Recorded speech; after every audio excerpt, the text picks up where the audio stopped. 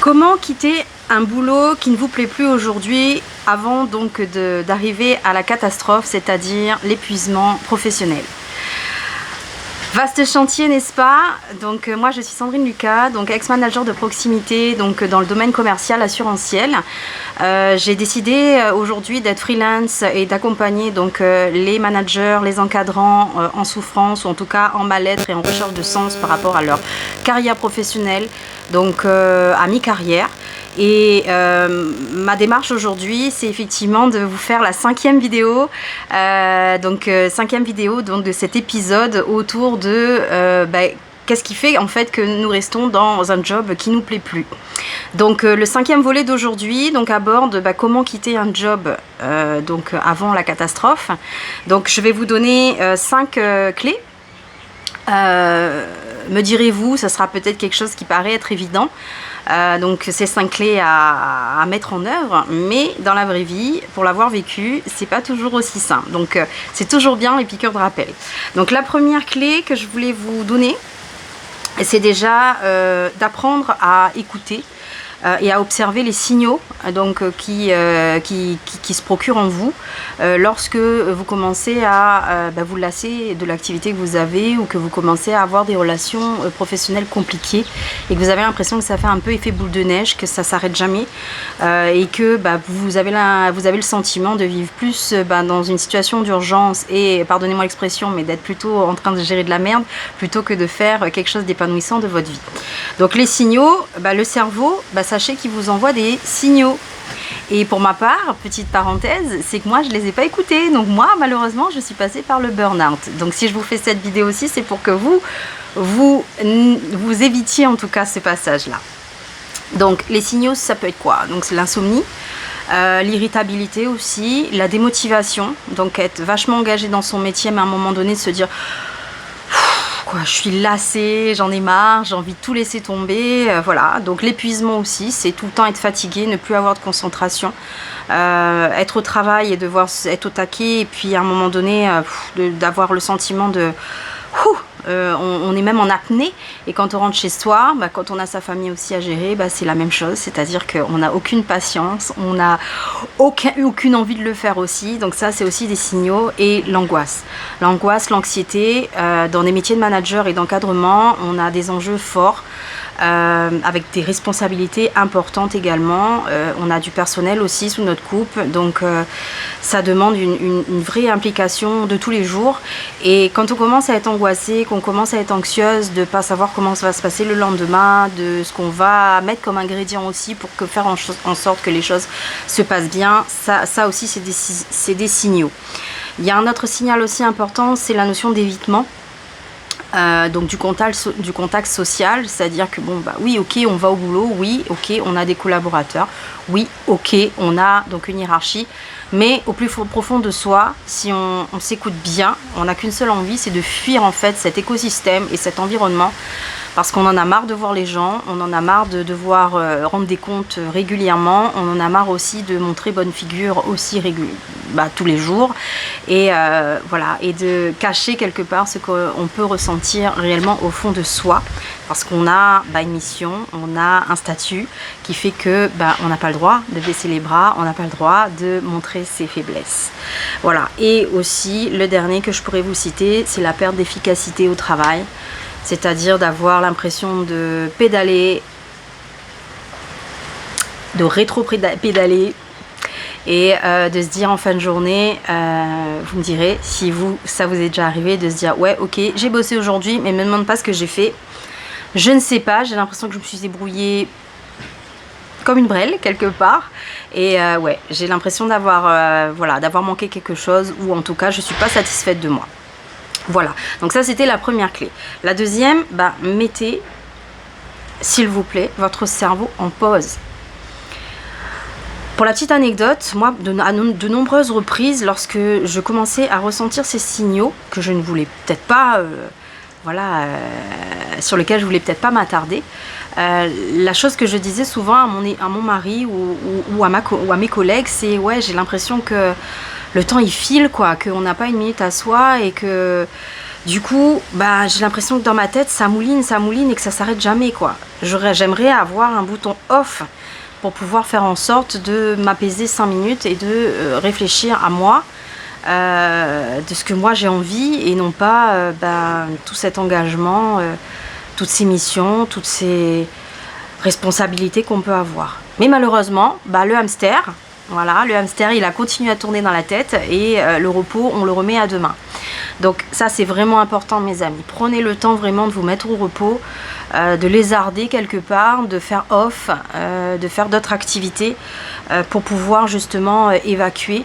Le sport est un bon moyen, je ne suis pas exemplaire en la matière, mais je m'y mets tout doucement, voilà, c'est une résolution pour 2022 aussi. Ouais, c'est important d'avoir effectivement un sas pour pouvoir respirer aussi et faire en sorte que on puisse extérioriser aussi les émotions qu'on ressent d'une manière beaucoup plus calme, sereine que violente. Voilà. La troisième clé, demandez un petit peu aussi à vos proches ce qu'ils pensent aujourd'hui de votre attitude, de ce qui vous êtes et comment ils vous voient, comment ils vous perçoivent par rapport à ce que vous êtes habituellement. Ça donne des clés de savoir aussi que l'entourage peut aussi mettre le doigt sur le fait que tiens, t'as changé. Chérie, t'es quand même moins patiente qu'avant. Aujourd'hui, il va falloir quand même que ça soit quelque chose auquel tu fasses attention. D'avoir aussi ses proches, que ce soit ses parents, que ce soit ses amis, qui peuvent aussi objectivement nous dire oui, bon, écoute, arrête ton cinéma, tu nous dis que c'est ça, mais nous, non. On te voit d'une autre manière et tes propos, en fait, ne sont pas en phase avec l'attitude que tu projettes. Voilà. Donc ça c'est aussi un élément révélateur qui nous permet, parfois je vous l'accorde, hein, ça froisse, voilà, il suffit qu'on ait un tempérament où c'est peut-être un peu difficile, et ça a été mon cas, d'accepter aussi, non pas la critique, mais la bienveillance, et ça permet aussi de remettre les yeux en face des trous. Voilà, donc quatrième clé, travailler aussi sur votre rapport au changement. C'est-à-dire que le petit hamster, lui, il fait que te répéter du matin, midi et soir que ouais, t'en as marre de ce boulot, que c'est compliqué, que t'as envie de tout lâcher. Mais en même temps, il fait rien d'autre, il tourne, il mouline et il ne t'aide pas en tout cas à apprivoiser et à prendre conscience en fait que tu es dans une phase de changement, que tu as besoin de changement également. Donc je ferai le petit parallèle avec l'enfance. L'enfance, c'est-à-dire que quand on est enfant, on a cette capacité de pouvoir explorer le monde, de pouvoir jouer, de se servir de pas grand-chose pour pouvoir avoir un moment de plaisir en attrapant une branche dans une cour et en s'imaginant le roi du monde et le pirate. Ça s'appelle explorer aussi. Et quand on est adulte, malheureusement, tout ça, c'est passé aux oubliettes. Et on se contente ni plus ni moins de répéter en fait cette routine et ce schéma d'habitude qu'on a mis en place. Et particulièrement dans le travail, on répète régulièrement les mêmes missions, les mêmes tâches. Il y a effectivement peut-être le relationnel qui lui est très surprenant d'un jour sur l'autre. On n'a peut-être pas les mêmes approches avec les mêmes personnes. Mais si vous observez bien, vous allez voir que ce sont quand même des schémas qui se répètent. Si toi, tu es pas forcément bien dans ta peau ou que c'est compliqué pour toi et que ton hamster il te bassine toute la journée dans ta tête, je suis pas sûre que tu sois enclin à pouvoir créer une relation constructive avec les autres aussi.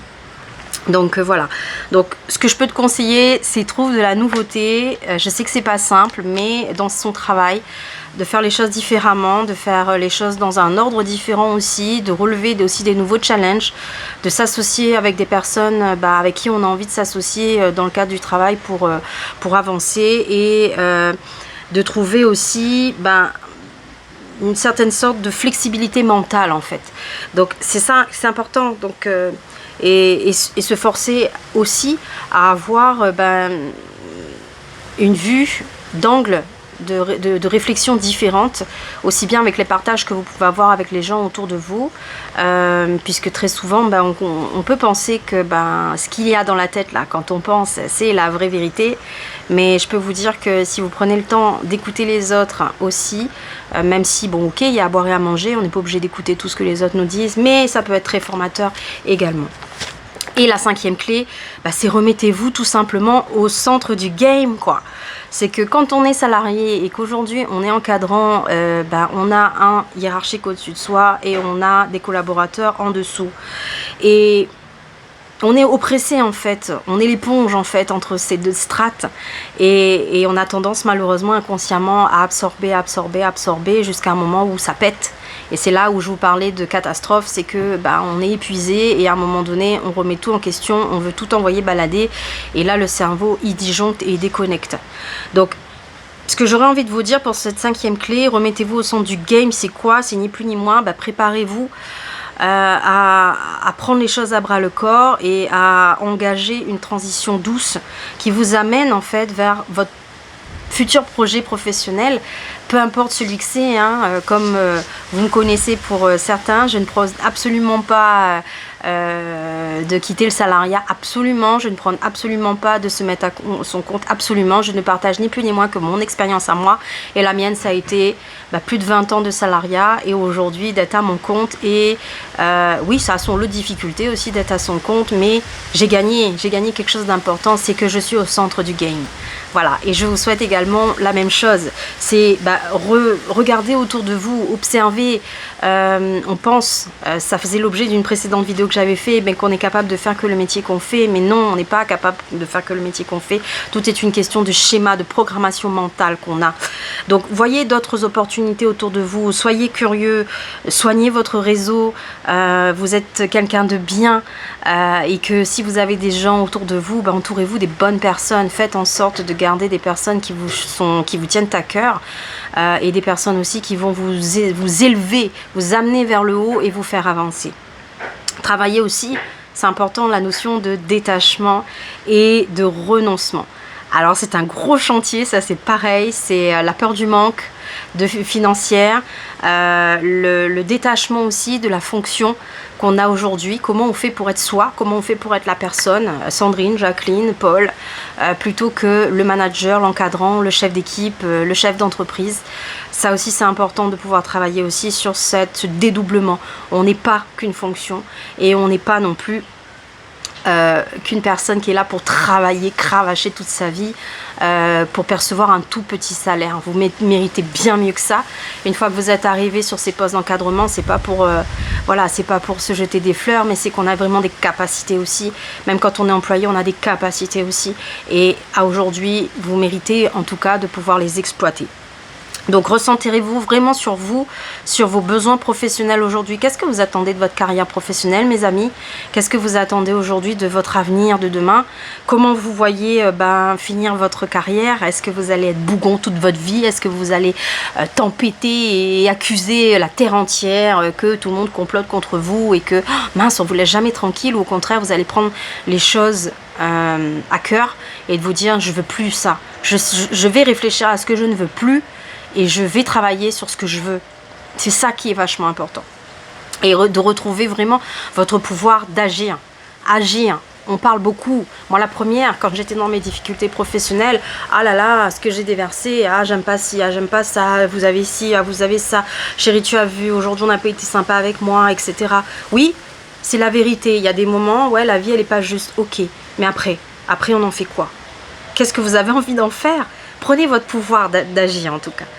Donc pour revenir en tout cas à une phrase de Kika, donc cette personne qui m'a inspirée dans l'article que j'ai vu, qui a fait que j'ai fait ces 5 vidéos pour vous, a vraiment résonné en moi, donc je voulais vous la citer. Donc cette phrase, elle a dit, Kika, j'ai failli perdre ma vie à avoir voulu